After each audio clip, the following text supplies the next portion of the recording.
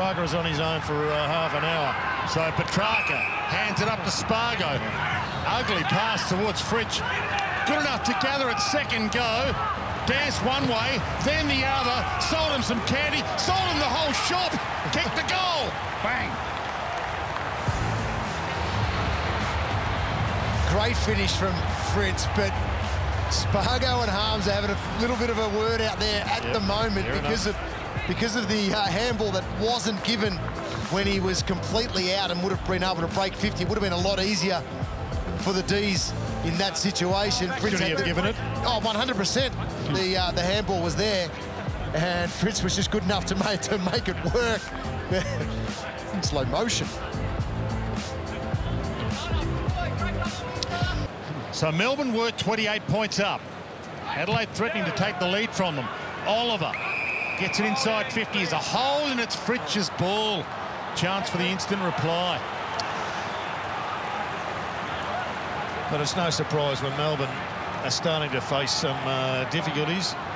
Clayton Oliver just somehow fashions a possession out of the middle. And so many times we've seen him come to the rescue.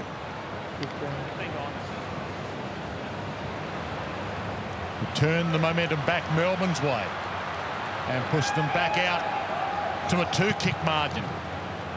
As the goal umpire work a little, but he squeezed it in. Nice goal, but ultimately it was a great win out of the middle by Clayton Oliver, who at this stage has got the lead in the Coaches Award for the best player in the competition. And it seems Bond has that title as the best player in the competition, but I'm not sure it's as clear-cut as that. Oliver's season has been absolutely superb. One of the most consistent players in the game. So good.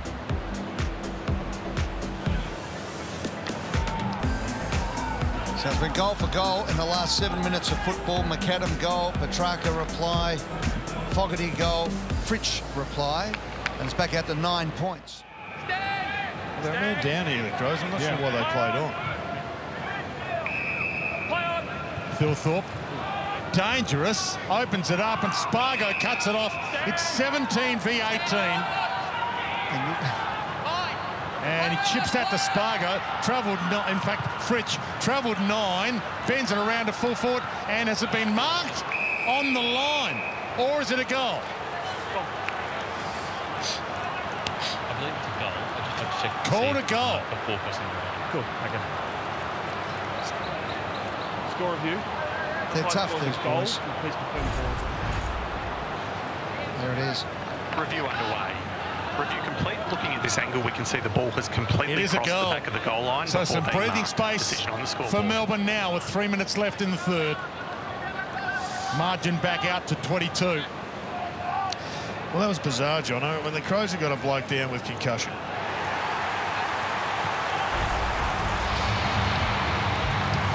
So he's notionally playing on Fritsch. Fritsch comes up the ground.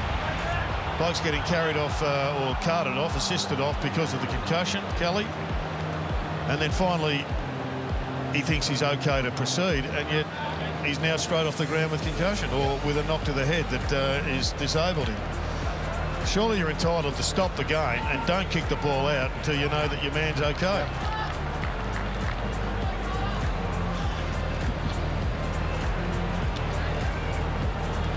Well, we know what one thing that can cure all ills on a football ground is a sniff of a goal. Yep. And Fritsch was struggling, and then he led up, and Kelly was coming off the ground, holding his head, and you know what? He ran to try and save the day, and has then gone on the boundary line, and that is pure courage. I'm not being facetious at all. They both really willed themselves into that contest, and Fritsch was able to kick a beautiful goal from 48 metres. Bursting through.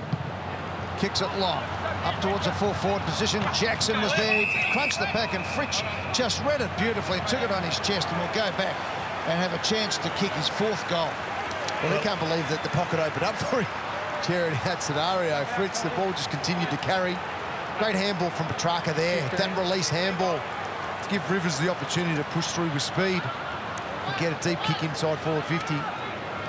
He read it beautifully, didn't he? In the air.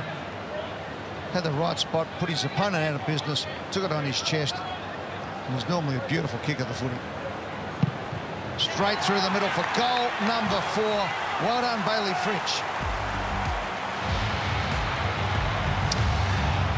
So Fritsch is the goal kicker, but Rivers to me is one of the stories here with Melbourne. He's become a really good player over the last couple of years. Had to work his way into the side, young bloke from WA across the nation to take up his opportunity with Melbourne. It's been a really good draft pick, good selection by the recruiting staff. He can play midfield. I'm sure he will play midfield down the track, but he's one that escaped from the 2 clubs over in the West. He goes back to go forward to Oliver, pushed in the back on the attempt of the kick. So Oliver to take a bit of time off the clock, hoping for no injuries here, might back himself in to go the distance. Ben Keys is always amazed when he gives away a free kick. Can't believe it. Oliver heads to the pocket. Spargo's down there. Knocked to the deck, through traffic. Neil-Bullen hands it up. The Fritsch magnet. He's got 5. The ball's been following him. Not bad from you, Dwayne Lake. The magnet. Great goal. Good handball. That's in my top 3 now, Dwayne. With your calls throughout this year so far. Excellent finish around the corner. So, a great effort by Fritsch. A better effort from you, Dwayne, on that passage.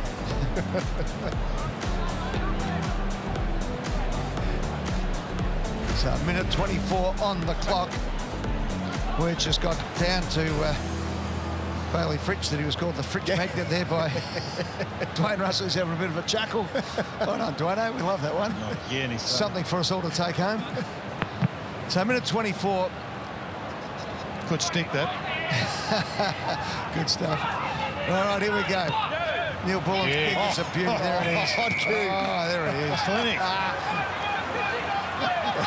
That's a great centre clearance. Yeah. That's what we miss in footy sometimes, and that is coming out of the centre and just leading up onto the star full forward, and we're seeing it right here, right now. Great kick from Neil-Bullen. Brilliant mark. Just needs to go back and convert it. He's kicked 4 of Melbourne's last 5 goals, and in fact their last 3. And he comes in to make this goal number 6. And never looked like missing. A beautiful kick of the football. Well done, Bailey Fritsch.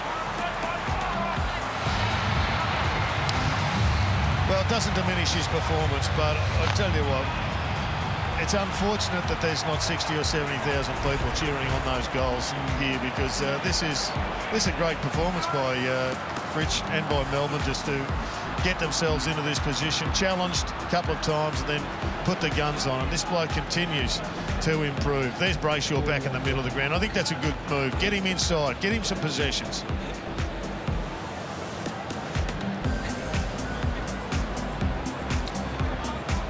The game always has loved star goal kickers that can put a big number up. It's not 10, but 6 in the modern game. That's an awesome performance. And Melbourne have put their foot down, 35 points. We've got to cruise to victory here. 41 seconds to navigate. No injuries, get it done. Jackson superb. Gets his own clearance to Neil-Bullen. Floats it wide. Spargo. Where's Fritsch? There's Fritsch for number 7. Has Jackson franked himself today? Oh, yeah. That rising star, you can do the voting this week. You could have probably done it last week. Get the engraver out now. As the seconds tick down. He didn't touch it in the first quarter, Bailey Fritsch. Wow. When the stats came up before in terms of when he's kicked his goals. To make the margin 41 points at the final siren for goal number 7 for the Magnet. And he's got it.